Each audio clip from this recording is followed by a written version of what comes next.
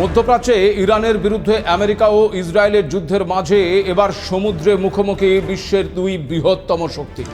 পানামার পতাকাবাহী জাহাজকে কেন্দ্র করে কি তবে আমেরিকা ও চীনের মধ্যে নতুন সংঘাতের ইঙ্গিত? সত্যিই কি চীন পানামা পতাকাবাহী জাহাজকে আটকে রাখছে? কেন চীনের বিরুদ্ধে গলার শিরা ফোলাচ্ছেন মার্কিন বিদেশমন্ত্রী মার্কো রুবিও? মধ্যপ্রাচ্যের যুদ্ধে প্রত্যক্ষভাবে না জড়ালেও ইরানের পাশে দাঁড়াতে পরোক্ষভাবে পানামায় আমেরিকার বিরুদ্ধে চাপ বাড়াচ্ছে বেজিং। এমনিতেই ইরানের সঙ্গে যুদ্ধে নেমে এখন যথেষ্টই চাপে মার্কিন প্রেসিডেন্ট। হরমুজ প্রণালী বন্ধের কারণে বিশ্বজুড়ে দেখা দিয়েছে জ্বালানি সংকট, প্রভাব পড়েছে আমেরিকার অর্থনীতিতেও। যখন হরমুজ প্রণালী নিয়ে বড়সড় পদক্ষেপ করতে চলেছে আন্তর্জাতিক মহল, তখন আবার পানামা বিতর্ক বাণিজ্য ও সরবরাহের দিক থেকে আরও বিপাকে ফেলতে পারে ডোনাল্ড ট্রাম্পকে। ইতিমধ্যেই আমেরিকাতেই প্রশ্নের মুখে মার্কিন প্রেসিডেন্টের আমেরিকা ফার্স্ট নীতি। ইরানের সঙ্গে যুদ্ধে থেকে এবার কি পিছু হটতে শুরু করেছে আমেরিকা? আগামী 6 এপ্রিলের পর কি আবার ভয়াবহ আকার নিতে পারে এই মধ্যপ্রাচ্যের যুদ্ধ, নাকি হতে পারে যুদ্ধবিরতির ঘোষণা? নমস্কার, আপনারা দেখতে শুরু করেছেন এডিটরস ডায়েরি। আমি ভাস্কর দত্ত আরও একটি নতুন এপিসোডে আপনাদেরকে স্বাগত জানাই। আপনারা জানেন, মধ্যপ্রাচ্যের যুদ্ধের কারণে একদিকে হরমুজ প্রণালী অবরুদ্ধ করে রেখেছে ইরান, অন্যদিকে আবার বাবেল মান্ডেব প্রণালীতে হামলার হুমকি দিয়ে আসছে ইরান সমর্থক হুতিরা, যার জেরে বিশ্বজুড়ে দেখা দিয়েছে জ্বালানি সংকট, যার প্রভাব পড়েছে যুদ্ধ থেকে দূরে থাকা একাধিক দেশের ওপর। ভারতও তার বাইরে নয়। এই অবস্থায় হরমুজ প্রণালীর জট কাটাতে যখন বড়সড় পদক্ষেপ করতে চলেছে আন্তর্জাতিক মহল, তখন আবার পানামা খাল নিয়ে দেখা দিয়েছে নতুন বিতর্ক। আর এই বিতর্কে জড়িয়েছে বিশ্বের বৃহত্তম দুই শক্তি, আমেরিকা এবং চীন। একেবারে সমুদ্রে মুখোমুখি হয়ে পড়েছে দুপক্ষ। জানেন কি কেন এই পানামা বিতর্ক? হরমুজ নিয়ে আন্তর্জাতিক মহল কি পদক্ষেপ নিচ্ছে? সেক্ষেত্রে ভারতের অবস্থান কি তা বলার আগে আসুন নতুন এই পানামা বিতর্কের দিকে একটু নজর দেওয়া যায়। কারণ বিশ্বের দুই শক্তিধর দেশ যেখানে একেবারে মুখোমুখি দাঁড়িয়ে পড়েছে, সেখানে যদি নতুন সংঘাতের সূত্রপাত হয় তবে তা যে আরও ভয়ঙ্কর হবে তা আমার বলার কোনো অপেক্ষা রাখে না। ভূ রাজনৈতিক মানচিত্রে পানামা খালটি উত্তর এবং দক্ষিণ আমেরিকার সংযোগস্থলে অবস্থান করছে। মূলত এটি একটি কৃত্রিম জলপথ যা আটলান্টিক মহাসাগর এবং প্রশান্ত মহাসাগরকে সরাসরি যুক্ত করছে, যার দৈর্ঘ্য মাত্র 82 কিলোমিটার। খালটির এক প্রান্তে আটলান্টিক মহাসাগরের দিকে রয়েছে কোলন শহর, আর অন্য প্রান্তে প্রশান্ত মহাসাগরের দিকে রয়েছে পানামা সিটি। আমেরিকার কাছে এই খালের গুরুত্ব কিন্তু অপরিসীম, কারণ পানামা খাল নির্মাণের আগে জাহাজগুলোকে উত্তর আমেরিকা থেকে দক্ষিণ আমেরিকার একেবারে নিচ দিয়ে, মানে ওই কেপ হর্ন দিয়ে ঘুরে যেতে হতো। 1914 সালের 15ই আগস্ট এই পানামা খাল আনুষ্ঠানিকভাবে চালু হবার পর জাহাজের যাত্রাপথ প্রায় 12,600 কিলোমিটার কমে যায়, যা বিশ্ব বাণিজ্যের জন্য অত্যন্ত গুরুত্বপূর্ণ তা বলার অপেক্ষা রাখে না। কিন্তু প্রশ্ন হচ্ছে, উত্তর এবং দক্ষিণ আমেরিকার সংযোগস্থলে অবস্থিত এই খালটির সঙ্গে চীনের সম্পর্ক কি? কিভাবে এই পানামা খালে চীন তার প্রভাব বিস্তার করছে? কিভাবেই বা এখানে বিশ্বের দুই বৃহত্তম শক্তি মার্কিন যুক্তরাষ্ট্র এবং চীন মুখোমুখি হয়ে পড়ছে? কেনই বা মার্কিন যুক্তরাষ্ট্র চীনের বিরুদ্ধে তাদের বন্দরে ইচ্ছাকৃতভাবে পানামার পতাকাবাহী জাহাজ আটকে রাখার অভিযোগ করছে? আপনাদের জানাই, সম্প্রতি আমেরিকার বিদেশমন্ত্রী মার্কো রুবিও পানামার পতাকাবাহী জাহাজ আটকানোর ঘটনাকে একটি হয়রানি বা চাপ প্রয়োগের কৌশল হিসেবে বর্ণনা করেছেন। তিনি বলেছেন, চীনের এই কর্মকাণ্ড বৈশ্বিক সরবরাহ শৃঙ্খলকে ব্যাহত করছে, খরচ বাড়াচ্ছে এবং আন্তর্জাতিক বাণিজ্য ব্যবস্থার প্রতি আস্থাকে ক্ষুণ্ণ করছে। যদি পরিসংখ্যানের দিক থেকে দেখা যায় তবে তা এই বিবাদের গুরুত্বকে কিন্তু আরও বাড়িয়ে তুলেছে। সংবাদ সংস্থা এপির একটি প্রতিবেদন অনুসারে মার্চ মাসে চীনের বন্দরে পরিদর্শনের জন্য আটক করা 124টি জাহাজের মধ্যে 92টি ছিল পানামার পতাকাবাহী জাহাজ। আটক হওয়া জাহাজের শতাংশের হিসেবে যা প্রায় 75%। এই জাহাজগুলোকে 1 থেকে 10 দিন পর্যন্ত আটকে রাখা হয়েছিল। এর আগে জানুয়ারি এবং ফেব্রুয়ারিতে এই সংখ্যাটি বেশ কম ছিল, কিন্তু এই মুহূর্তে হঠাৎ করে তা বেড়ে গেছে, যা বৈশ্বিক বাণিজ্য এবং সরবরাহ শৃঙ্খলের জন্য নতুন হুমকি তৈরি করেছে। কিন্তু প্রশ্ন হচ্ছে সেই, চীন কিভাবে জাহাজগুলোকে আটকাচ্ছে, তাই তো? এতটুকু পরিষ্কার যে সমস্যাটা দীর্ঘদিনের, যা বর্তমানে নতুন করে আবার মাথাচাড়া দিয়েছে। আসুন এবার তবে ওই সমস্যাটার দিকে একটু নজর দেওয়া যায়, বোঝার চেষ্টা করি দুই আমেরিকার মাঝে অবস্থিত খালে চীন তার অবস্থান কিভাবে সুনিশ্চিত করছে। দেখুন, 1914 সাল থেকে 1999 সাল পর্যন্ত, মানে দীর্ঘ 85 বছর ওই পানামা খালটির পূর্ণ নিয়ন্ত্রণ বা দায়িত্ব ছিল আমেরিকার কাছে। সে সময় এই খালটি আমেরিকার একটি সরকারি সংস্থা পানামা ক্যানেল কোম্পানি দ্বারা পরিচালিত হয়। 1977 সালে তৎকালীন মার্কিন প্রেসিডেন্ট জিমি কার্টার এবং পানামার নেতা ওমর তোরিজোস একটি চুক্তি স্বাক্ষর করেন। আর এই চুক্তিতে বলা হয়েছিল যে ধাপে ধাপে খালের দায়িত্ব পানামাকে বুঝিয়ে দেওয়া হবে। আর সেই চুক্তি মতন 1999 সালের 31শে ডিসেম্বর আনুষ্ঠানিকভাবে এই খালের সমস্ত দায় দায়িত্ব পানামা সরকারের হাতে তুলে দেওয়া হয়। এই পানামা খালের দুটি প্রান্তে দুটি বন্দর রয়েছে, যার নাম বালবোয়া এবং ক্রিস্টোবোল। 1997 সাল থেকে এই দুটি বন্দর পরিচালনা করে আসছিল হংকং ভিত্তিক কোম্পানি সিকে হাচিসন।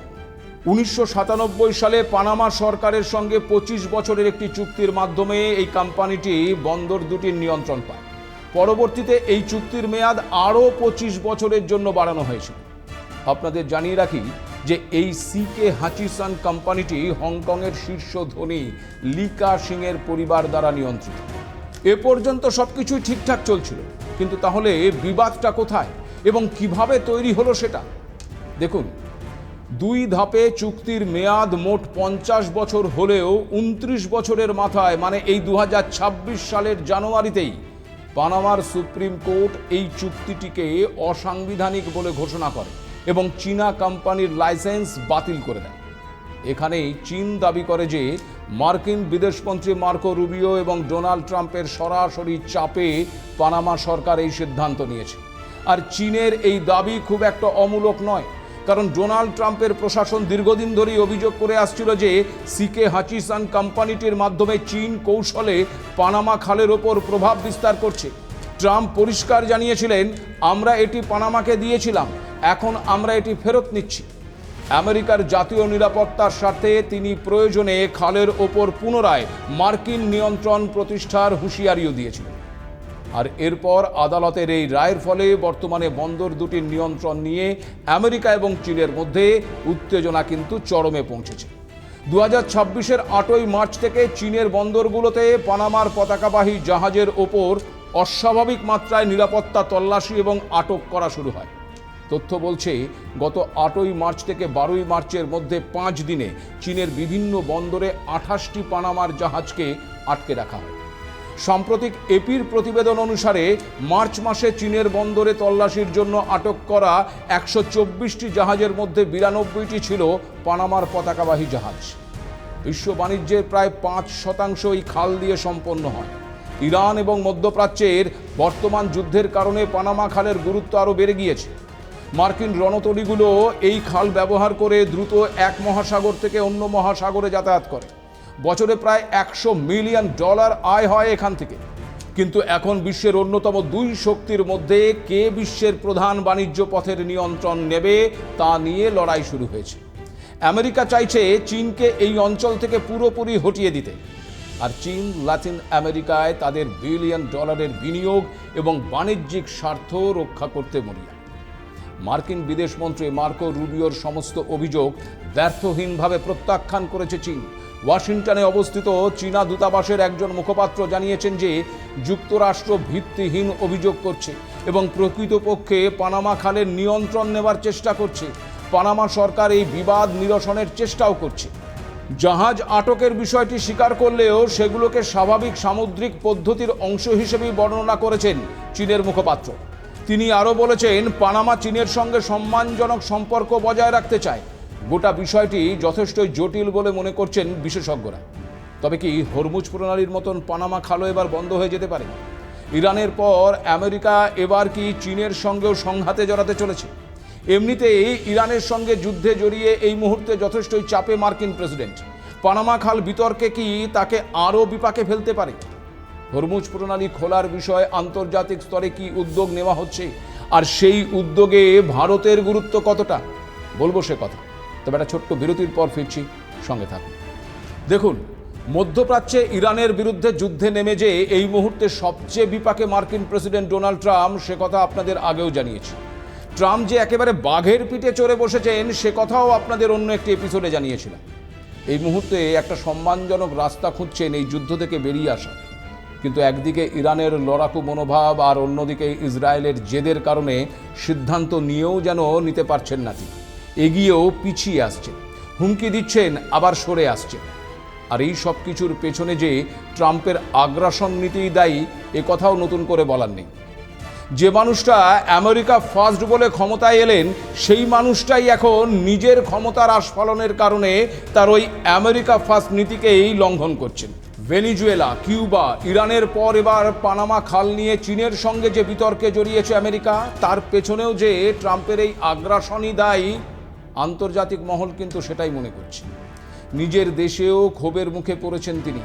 সাম্প্রতিকতম সমীক্ষাগুলোতে দেখা যাচ্ছে ডোনাল্ড ট্রাম্পের জনপ্রিয়তায় বড় ধরনের ধস নেমেছে। ইউনিভার্সিটি অব ম্যাসাচুসেটস আমহার্স্টের গত সপ্তাহের একটি সমীক্ষা অনুযায়ী ট্রাম্পের জনপ্রিয়তার হার কমে 33% নেমে এসেছে, যা তার দ্বিতীয় মেয়াদে সর্বনিম্ন বলেই দাবি করা হয়েছে। সমীক্ষাটি বলছে আমেরিকার প্রায় 63% মানুষ মনে করেন ট্রাম্প ইরান পরিস্থিতি সঠিকভাবে সামলাতে পারছেন না। বিশেষ করে স্বতন্ত্র ভোটারদের মধ্যে তার প্রতি অনাস্থা বাড়ছে। হোয়াইট হাউসের সামনে এবং ক্যাপিটল হিলে নিয়মিত বিক্ষোভ চলছে। বিক্ষোভকারীরা আমেরিকার সন্তানদের অন্যের যুদ্ধের জন্য বিসর্জন দেবেন না এমন স্লোগান দিচ্ছে। এমনকি রিপাবলিকানদের একটি বড় অংশ মনে করে আমেরিকার উচিত বিদেশের যুদ্ধে না জড়িয়ে দেশের কাজে মনোযোগ দেওয়া। 52% রিপাবলিকান ভোটার মনে করেন এই যুদ্ধ থেকে আমেরিকার বিশেষ কোনো লাভ হবে না। একসময় ট্রাম্পের সমর্থক হিসেবে পরিচিত মেগিন কেলির মতন প্রভাবশালী মিডিয়া ব্যক্তিত্বরাও এখন ট্রাম্পকে দ্রুত এই যুদ্ধ বন্ধ করার পরামর্শ দিচ্ছে। কিন্তু কে শোনে কার কথা? ট্রাম্প রয়েছেন তার নিজের ধুনে। তিনি আগামী 6 এপ্রিল আবার ডেডলাইন বা আলটিমেটাম দিয়েছেন। তার নতুন এই হুমকির পেছনে প্রধান কারণ হলো ওই হরমুজ প্রণালী, যা অবরুদ্ধ হয়ে থাকার কারণে বিশ্ববাজারে জ্বালানি তেলের সরবরাহ মারাত্মকভাবে বিঘ্নিত হয়েছে, যার ফলে গোটা বিশ্বের চাপ এসে পড়েছে এখন ওই ট্রাম্পের ঘাড়ে। সে কারণে মার্কিন প্রেসিডেন্ট ইরানকে আলটিমেটাম দিয়েছেন যে 6 এপ্রিলের মধ্যে যদি তারা এই পথটিকে আন্তর্জাতিক শিপিংয়ের জন্য পুরোপুরি খুলে না দেয়, তবে আমেরিকা বড় ধরনের সামরিক পদক্ষেপ নেবে। ইরানের এনার্জি গ্রিড বা বিদ্যুৎ এবং জ্বালানি উৎপাদন কেন্দ্রগুলোতে সরাসরি হামলা চালানোর হুঁশিয়ারি দিয়েছেন তিনি। গত 26শে মার্চ ট্রাম্প 10 দিনের একটি বিরতি ঘোষণা করেছিলেন, যা এই 6 এপ্রিল শেষ হচ্ছে। ইতিমধ্যে ইরান তথা পশ্চিম এশিয়ায় অবস্থিত সবচেয়ে লম্বা ব্রিজে হামলা চালিয়েছে আমেরিকা। সেতুটির মাঝের অংশ ধ্বংস হয়ে গেছে। এই হামলায় অন্তত 8 জন নিহত হয়েছেন এবং 95 জন জখম হয়েছেন। মার্কিন প্রেসিডেন্ট ডোনাল্ড ট্রাম্প সোশ্যাল মিডিয়ায় ধ্বংসপ্রাপ্ত সেতুর ভিডিও শেয়ার করে ইরানকে কড়া হুঁশিয়ারিও দিয়েছেন। তিনি জানিয়েছেন, ইরান যদি দ্রুত আলোচনায় না বসে তবে আরও ধ্বংসলীলা চালানো হবে। তবে ট্রাম্পের এই হুমকিতে তারা যে দমবার পাত্র নয় তা বোঝাতে আবার পাল্টা হুমকি দিয়েছে ইরান। তাদের সেতুর ওপর হামলা চালানোর কয়েক ঘন্টার মধ্যেই একটি হিট লিস্ট প্রকাশ করেছে ইরান। সেখানে উপসাগরীয় অঞ্চলের 8টি গুরুত্বপূর্ণ সেতুকে টার্গেট করেছে তারা। রীতিমতো ওই সেতুগুলোর মানচিত্র এবং তালিকা প্রকাশ করে আমেরিকা ও ইসরায়েলকে পাল্টা চ্যালেঞ্জ ছুড়ে দিয়েছে তেহরান। ফলে আগামী 6 তারিখের মধ্যে ইরান কোনো আলোচনার জন্য রাজি হবে এমনটা কিন্তু মনে হচ্ছে না। অন্যদিকে আবার এই যুদ্ধের আবহে মার্কিন সেনাপ্রধানকে অপসারিত করেছে পেন্টাগন। জেনারেল জর্জকে সরিয়ে তার জায়গায় জেনারেল ক্রিস্টোফার লানিফকে ভারপ্রাপ্ত সেনাপ্রধান হিসেবে দায়িত্ব দেওয়া হয়েছে। এখানেও ট্রাম্পের হঠকারী সিদ্ধান্ত আর নিজের আধিপত্য বিস্তারের বিষয়টি কিন্তু প্রকাশ্যে এসেছে। কারণ ট্রাম্প দ্বিতীয়বার দায়িত্ব নেবার পর থেকেই প্রশাসনিক উচ্চপদস্থ আধিকারিকদের সরিয়ে দেওয়ার একটা প্রক্রিয়া চালিয়ে আসছিলেন। সেনাপ্রধান পদ থেকে জর্জকে সরানোর পাশাপাশি মেজর জেনারেল উইলিয়াম গ্রিনকেও সরানো হয়েছে। এর আগে জয়েন্ট চিফস অব স্টাফের চেয়ারম্যান জেনারেল CQ ব্রাউন এবং নৌবাহিনীর সেনাপ্রধানকেও সরিয়ে দেওয়া হয়েছিল। মূলত যাদের সঙ্গে ট্রাম্প এবং তার প্রশাসনের মত মিলছে না তাদেরকেই বেছে বেছে সরিয়ে দেওয়া হচ্ছে।